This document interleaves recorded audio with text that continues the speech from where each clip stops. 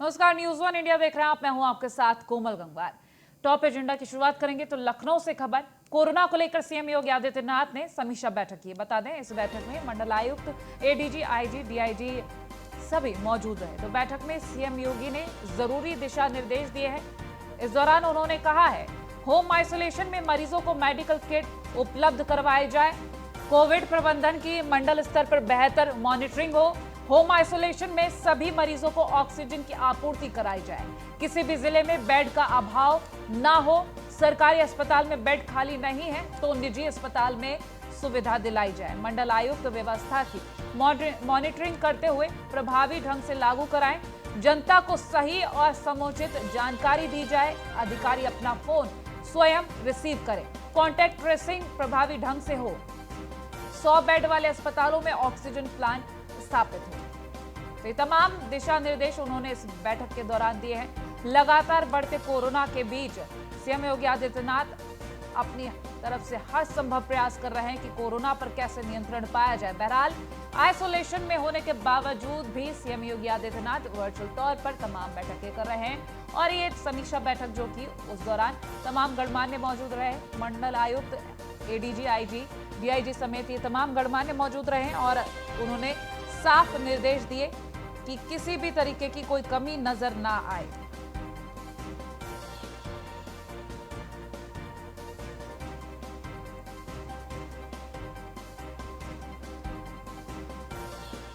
संवाददाता एसके वाजपेयी हमारे साथ फोन लाइन पर जुड़ गए अधिक जानकारी के लिए। एसके, लगातार कोरोना के आंकड़े बढ़ रहे, बहरहाल सीएम योगी आदित्यनाथ ने ये नए दिशा निर्देश दिए, सख्त नजर आ रहे हैं काफी, क्या लग रहा है आगे अब क्या हो सकता है?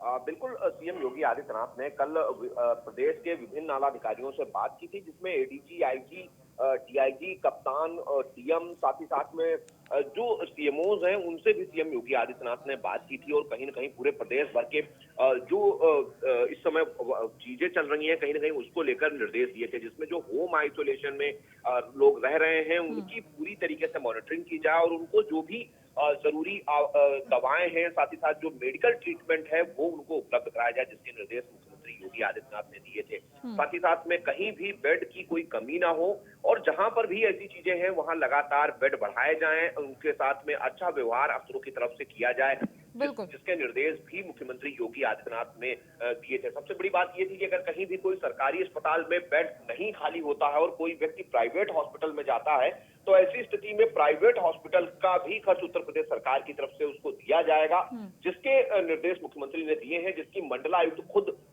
सीधे तौर पर समीक्षा करेंगे और देखेंगे कि अगर उसने प्राइवेट किसी हॉस्पिटल में मरीज ने इलाज कराया तो उसका भी भुगतान उत्तर प्रदेश सरकार की तरफ से किया जाएगा।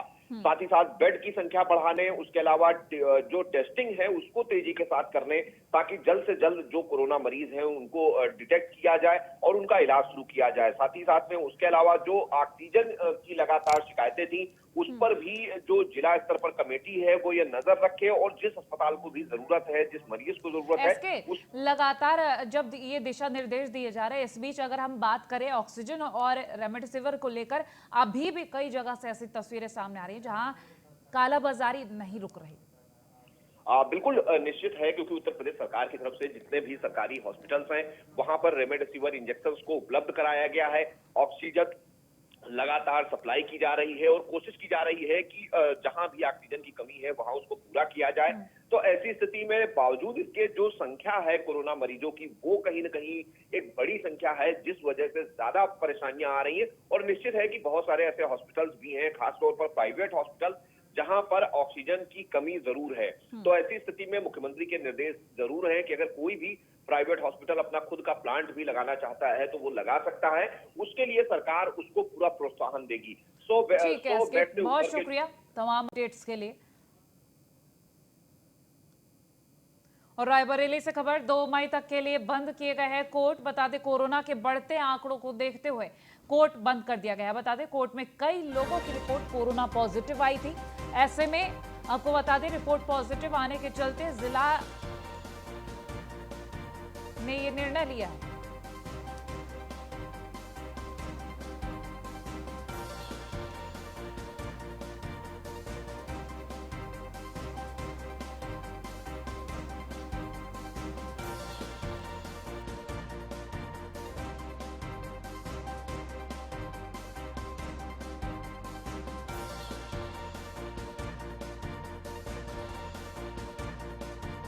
पॉजिटिव आने के बाद ये निर्णय लिया गया है।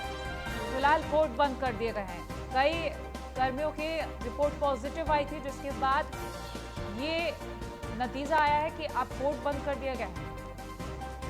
संवाददाता रोहित मिश्रा हमारे साथ फोन लाइन पर जुड़ गए। रोहित, 2 मई तक के लिए कोर्ट बंद कर दिया गया है, बताया गया है कई लोग पॉजिटिव पाए गए हैं। जी बिल्कुल, मैं बताना चाहता हूँ कि रायबरेली के दीवानी कचहरी जो है वो लगातार उससे जो कोविड पॉजिटिव केसों की संख्या बढ़ती जा रही थी, जिसको लेके जो है वहाँ के जिला जज ने फैसला लिया है कि 2 मई तक जो है रायबरेली की दीवानी न्यायालय उसको 2 मई तक के लिए बंद कर दिया गया है। 3 मई को पुनः वो अपने जाहिर समय तक खोला जाएगा, क्योंकि लगातार अभी भी देखा जा रहा है बीच में 2-2 दिन का गैप करके बंद किया जा रहा था कि वहाँ पे पेशेंट निकल, लेकिन इस टाइम एक अच्छे जो है विस्फोट हुआ है, कचहरी में विस्फोट हुआ है कोरोना का, जिसको लेके जो है जिला जज ने फैसला लिया कि 2 मई तक जो है कोर्ट को बंद किया है। ठीक, सैनिटाइजेशन के काम को लेकर अगर बात की जाए तो कब से शुरू? जी बिल्कुल, मुख्य कारण जो बंद करने का यही था कि उस सैनिटाइजर वहाँ पे ठीक से होता रहा, क्योंकि कोल्ड बहुत बड़ी है और लगातार उस पर सैनिटाइजर का काम चलता रहा। इस वजह से भी मुख्य कारण ये भी था बंद करने का कि 2 मई तक जो है वहाँ पे सैनिटाइज पूरी तरह से कोर्ट हो जाए, तो 3 मई को फिर कोर्ट से अपने जाहिर समय से खोला जाएगा। ठीक है रोहित, बने रहिए आप हमारे साथ, आगे भी अपडेट्स लेंगे। और रायबरेली से ही खबर, रायबरेली वासियों को राहत भरी खबर है। ये बता दें, आज से एम्स में शुरू हो जाएगा 50 बेड का L3 हॉस्पिटल। तो बता दें, L2 से रेफर मरीज होंगे L3 में भर्ती। मुंशीगंज में स्थित है एम्स हॉस्पिटल। तो रायबरेली वासियों के लिए ये बड़ी खबर। रोहित हमारे साथ लगातार बने हैं। रोहित, रायबरेली वासियों को कहीं ना कहीं ये बड़ी राहत भरी खबर है, क्योंकि ऐसे में जहां एम्स में अब 50 बेड का L3 हॉस्पिटल शुरू कर रहे हैं, तो ऐसे में अब बड़ी राहत मरीजों में दिखेगी। जी बिल्कुल, तो आपको बताना चाहूंगा जहाँ से लगातार कोरोना पॉजिटिव केसों की संख्या लगातार बढ़ रही थी और रायबरेली में सिर्फ एक ही हॉस्पिटल था L2 जिसमें जो मरीजों को शिफ्ट किया जा रहा था और जिला अस्पताल में शिफ्ट किया जा रहा था। तो काफी मरीजों को एडमिट ना होने से इलाज के अभाव में उनकी मौतें हो रही थी। इसको देखते हुए जिला प्रशासन ने बड़ा फैसला लिया है। रायबरेली के एम्स में जो है अब वहाँ पे पेशेंट L3 के तौर पर उसको यूज किया जाएगा और 50 बेड का वहाँ पे हॉस्पिटल बनाया गया है, जिसमें कोई पॉजिटिव जो क्रिटिकल होंगे, जो L2 से रिफर होंगे, उनको L3 में शिफ्ट किया जाएगा। तो कहीं ना कहीं रायबरेली वासियों के लिए एक राहत भरी खबर जरूर है ये। ठीक है, चलिए, बहुत शुक्रिया तमाम जानकारियों के लिए। और वहीं गाजियाबाद के मोदीनगर में ऑक्सीजन की कालाबाजारी हो रही है। बता दें, ऑक्सीजन की कालाबाजारी का वीडियो वायरल हो रहा है। वीडियो में ऑक्सीजन की सौदेबाजी करते हुए नजर आ रहे हैं तस्कर। गाजियाबाद के मोदीनगर से ये खबर आप तक पहुंचा रहे हैं, जहां ऑक्सीजन की कालाबाजारी लगातार हो रही है। कोरोना काल के इस वक्त में जहां मदद करनी चाहिए, वहां कालाबाजारी कर अपना मुनाफा देखा जा रहा है। तस्वीरें भी आपको दिखा रहे हैं।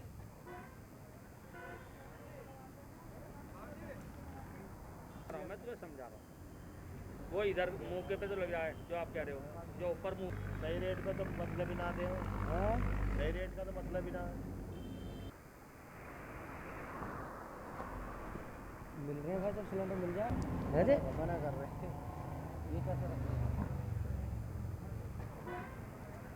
तो ऑक्सीजन की कालाबाजारी अपने चरम पर है। लाख सख्त निर्देश दे दिए जाएं, मिन्नतें कर ली जाएं, लोगों के रोने की तस्वीरें सामने आ जाएं, लेकिन ये मुनाफाखोर लोग अपने फायदे की ही सोचेंगे। फिलहाल ये खबर गाजियाबाद से आप तक पहुंचा रहे हैं। मोदीनगर में ऑक्सीजन की कालाबाजारी, जहां एक और कोशिश यही की जा रही कि हर मरीज तक संभव मदद पहुंच पाए, लेकिन दूसरी ओर जब ऐसी तस्वीरें सामने आती है तो ऐसा लगता है कि इंसानियत खत्म सी हो गई है। 20,000 रुपये सिलेंडर की सिक्योरिटी है। सुन लो मेरी बात को पहले, 2,000 रुपये की गैस है। 10 दिन के अंदर सिलेंडर मेरे पास वापस आ जाना चाहिए, तो आपको 2,000 रुपये काट के 18,000 रुपये आपके हाथ पे रख दो। नहीं आता है तो वो 18,000 रुपये खत्म। ये सब चीज़ लिख के दूंगा, गलत नहीं करूँगा, ना गलत फायदा। खाली सिलेंडर ला के दे दूंगा आपको। बाबू जी, खाली सिलेंडर ऐसा है, मैं समझा देता हूँ, मैं ले भी लेता।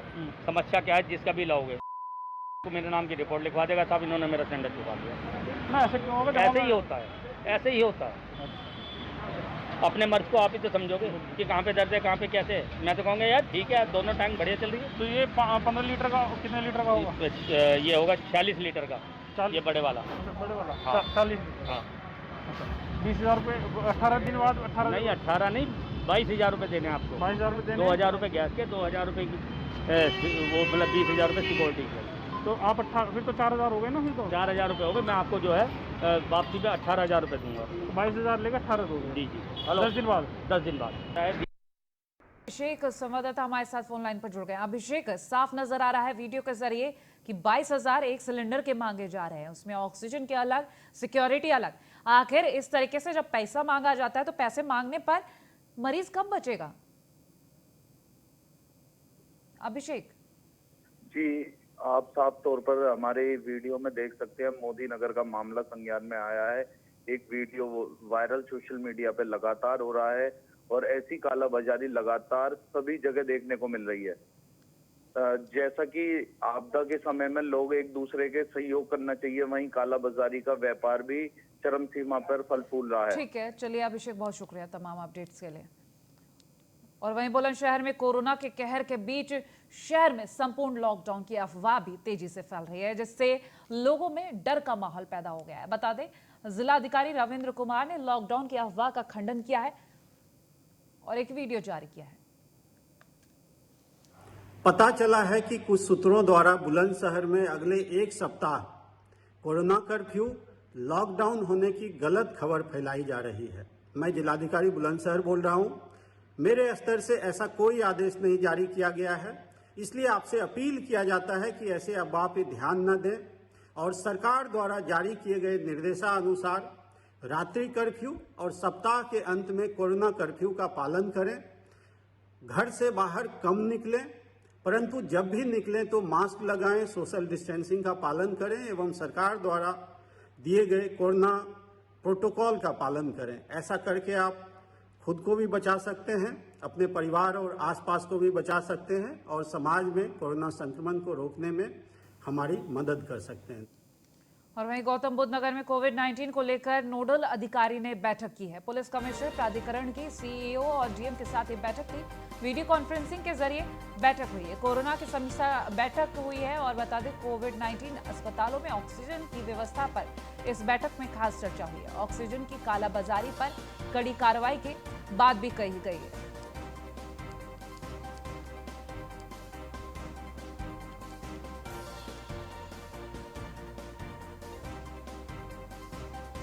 खबर आप तक पहुंचा रहे गौतम बुद्ध नगर से कोविड-19 को लेकर बैठक की गई।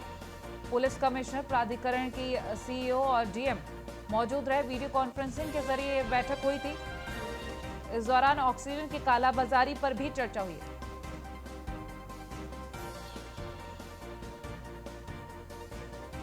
तो ग्रेटर नोएडा से खबर, कोरोना काल में अस्पताल में ताला लटका है। दादरी ब्लॉक के खदेड़ा गांव का सरकारी अस्पताल बंद है। पिछले कई सालों से सरकारी अस्पताल में ताला लटका हुआ है। सरकारी अस्पताल में 20 डीलक्स कमरे बने हुए हैं और ये डीलक्स कमरे जंग खा रहे हैं। यहाँ के बेड जंग खा रहे हैं। करोड़ों रुपए की लागत से अस्पताल की ये बिल्डिंग बनी थी। तो डीलक्स कमरे जंग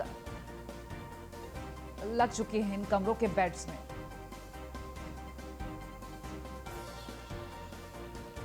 सरकारी अस्पताल में 20 डीलक्स कमरे हैं और इन डीलक्स कमरों में जंग खाते नजर आ रहे हैं बेड।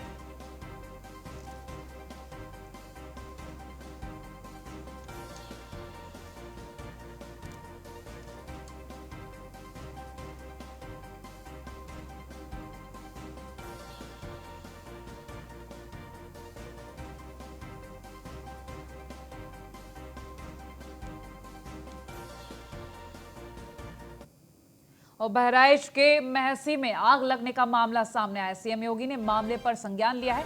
अधिकारियों को तुरंत राहत पहुंचाने के आदेश दिए हैं। आपको ये भी बता दें कि पीड़ितों को आर्थिक मदद देने के भी निर्देश दे दिए गए हैं। तो सीएम योगी आदित्यनाथ ने खुद संज्ञान लेते हुए अधिकारियों को तुरंत राहत देने के निर्देश दिए। मामले का संज्ञान लेते ही आगे कार्रवाई शुरू हो गई। तो बहराइच के महसी में आग लगने का ये मामला सामने आया था। पीड़ितों को आर्थिक मदद देने की उन्होंने बात कही है और अधिकारियों से तुरंत मदद पहुंचाने का आदेश दिया है।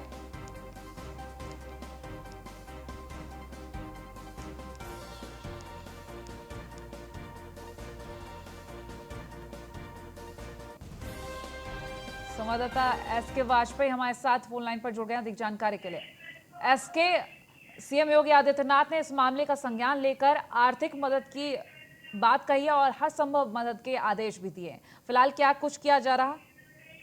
बिल्कुल, ये मंगलपुरवा गांव है जो कि महसी क्षेत्र में आता है, जिसमें आग लगने से 20 घर से ज्यादा के सामान पूरी तरीके से जल गए, जिसको लेकर मुख्यमंत्री योगी आदित्यनाथ ने पूरे मामले का संज्ञान दिया। अफसरों को निर्देशित किया है कि वो मौके पर जाएं, जो पीड़ित परिजन है उनकी पूरी मदद करें और साथ ही साथ में जो आर्थिक सहायता है वो उनको उपलब्ध कराएं। तो निश्चित है कि मुख्यमंत्री योगी आदित्यनाथ के संज्ञान लेने के बाद अफसर मौके पर पहुंचे हैं। हालांकि दमकल की गाड़ियों ने आग पर काबू पा लिया है, लेकिन ये जरूर दुर्भाग्यपूर्ण रहा है कि करीब 20 घरों का पूरा सामान जल गया है। हालांकि आग लगने के कारणों की अभी तक जांच चल रही है, जानकारी नहीं हो पाई है कि किन कारणों से ये आग लगी थी, लेकिन फिलहाल प्रशासन की तरफ से अब मौके पर आग पर काबू पा लिया गया है और साथ ही साथ उन पीड़ित परिवारों को, चूंकि सीएम योगी का निर्देश है, इसके बाद अब उनको सहायता प्रशासन की तरफ से दी जाएगी। एसके ये भी जानने की कोशिश करेंगे, ये जो आग लगने का मामला सामने आया इसमें लगभग कितना नुकसान बताया जा रहा? बिल्कुल, चूंकि 20 घरों की गृहस्थी इस आग में जलकर राख हुई है। जब तक प्रशासन की गाड़ियां वहां पर पहुंची, 20 घरों में आग लग चुकी थी और उसमें निश्चित है कि बड़े पैमाने पर नुकसान हुआ है। हालांकि जब दमकल की गाड़ी पहुंची तो उसने काबू कर लिया। उसके पहले गांव वालों ने भी प्रयास किया था आग बुझाने का। तो कहीं ना कहीं जो 20 घरों का सामान है वो इस पूरे अग्निकांड में जरूर जलकर खाक हुआ है। अब प्रशासन इस पूरे घटनाक्रम का आकलन करेगा, जिसके बाद जो पीड़ित परिजन हैं उनको सहायता उपलब्ध कराई जाएगी। ठीक है, चलिए, बहुत शुक्रिया तमाम जानकारियों के लिए।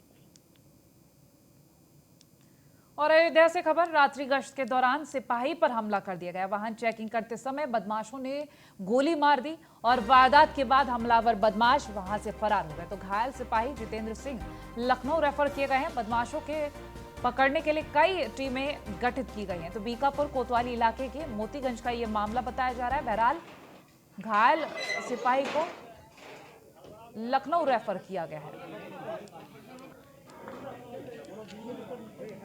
ये खबर आप तक पहुंचा रहे हैं। रात्रि गश्त के दौरान सिपाही पर हमला किया गया। बीकापुर कोतवाली इलाके के मोतीगंज का मामला, जहां बदमाशों ने सिपाही पर वार किया, उसको गोली मारी। वारदात के बाद हमलावर वहां से फरार भी हो जाते हैं। वाहन चेकिंग करते समय बदमाश ने सिपाही पर गोली चला दी। घायल है सिपाही बुरी तरह से, लखनऊ रेफर भी किया गया है। अभी फिलहाल बदमाशों को पकड़ने के लिए टीमें गठित कर दी गई हैं।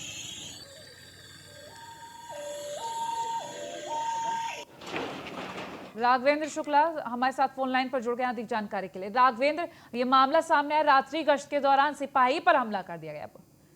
पुलिस वाले ही अब यहाँ पर सेफ नजर नहीं आ रहे। बिल्कुल, ये अपने आप में एक बड़ी घटना है। जब सुल्तानपुर रोड पर मोतीगंज के पास यानी अयोध्या जनपद के बीकापुर कोतवाली क्षेत्र अंतर्गत ये पूरा वाकया है। देर शाम में जिस समय गश्त के दौरान सिपाही चेकिंग कर रहे थे मास्क को लेकर के और लोगों को एक अवेयर कर रहे थे, उस समय संदिग्ध दो व्यक्ति जा रहे थे बाइक सवार, और उन जब बाइक वालों को रोकने का प्रयास किया गया, बाइक सवारों ने ताबड़तोड़ फायरिंग कर दी, जिसमें गंभीर रूप से जितेंद्र सिंह नामक एक सिपाही पूरी तरह से घायल हो गया। पहले सीएससी, इसके बाद जिला अस्पताल लाया गया और जब हालत नाजुक हुई तो उसे लखनऊ के मेडिकल कॉलेज यानी ट्रामा सेंटर में जो है रेफर कर दिया गया। निश्चित तौर पर ये एक बड़ी घटना है। दुस्साहस कहा जाए बेखौफ अपराधियों का या पुलिस की सक्रियता पर कई सारे सवाल भी उठ रहे हैं। कहीं ना कहीं से रात भर कम्बिंग हुई है, 4 टीमें लगाई गई हैं, एसओजी की यूनिट लगाई गई, स्वाट टीम लगाई गई, सर्विलांस सेल लगाई गई। इसके अलावा जिला पुलिस की कई सारी टीमों को आने लगाया गया, लेकिन अभी तक पुलिस खाली बैरंग हाथ ही लौट रही है। कहीं भी अभी कोई भी अपराधियों के बारे में जानकारी नहीं हो पाई है। ठीक, टीमें गठित की गई हैं। बहरहाल बदमाशों को पकड़ने के लिए देखने वाली बात हुई कि कब सफलता मिलती है। बहुत शुक्रिया तमाम अपडेट्स के लिए राघवेंद्र।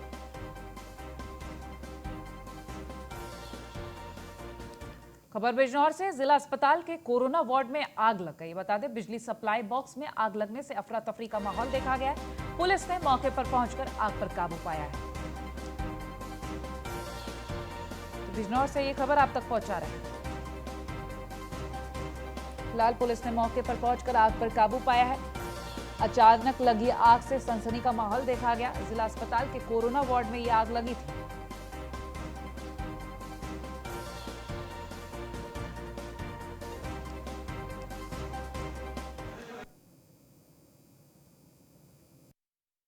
अभी रात 11:25 पर फायर स्टेशन खेड़की बिजनौर को सूचना प्राप्त हुई कि जिला अस्पताल के अंदर जो महिला कोविड वार्ड बना हुआ है वहां पर आग लग गई है। इस सूचना पर तत्काल ही स्थानीय चौकी इंचार्ज 3 मिनट पहुंच गए, 2 PRB मोबाइल हमारी पहुंच गई, 2 कोबरा मोबाइल पहुंच गई और 5 मिनट में CO सिटी साहब पहुंचे। वहाँ पे जो बिजली के पैनल होता है वहाँ बरामदे में बाहर उसमें आग लगी थी, उसको फायर एक्सटिंग्विशर के द्वारा तत्काल बुझा दिया गया। कोई नुकसान नहीं हुआ, बिजली कोई संयंत्र खराब नहीं हुआ।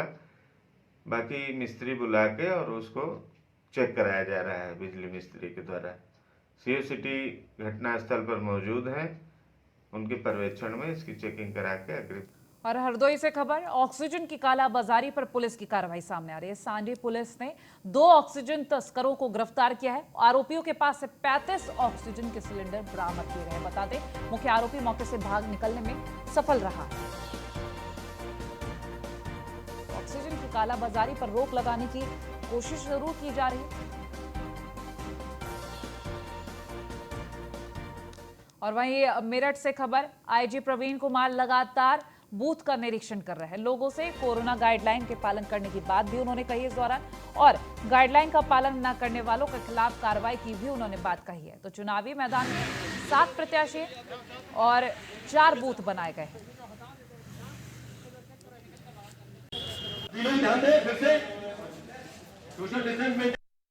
देखिए, सभी अधिकारी लगातार गतिशील हैं और हम लोग लगातार भ्रमण करके सुनिश्चित कर रहे हैं कि आम मतदाता कोविड प्रोटोकॉल का पालन करते हुए अपने मतदान के अधिकार का प्रयोग करें और जो भी खुराफात करेगा उसको सख्ती से कार्रवाई करें। सर, जिस तरह से देखा जा रहा है कि सामाजिक दूरी को लेकर के हर एक जिले में व्यवस्था कहीं ना कहीं भंग नजर आई है, सर यहाँ की बात करी जाए तो क्या व्यवस्था चल रही है? कोशिश है, लोगों को बताया जा रहा है, जहाँ जहाँ पे व्यतिक्रम मिल रहा है वहाँ पे कार्रवाई भी की जाए।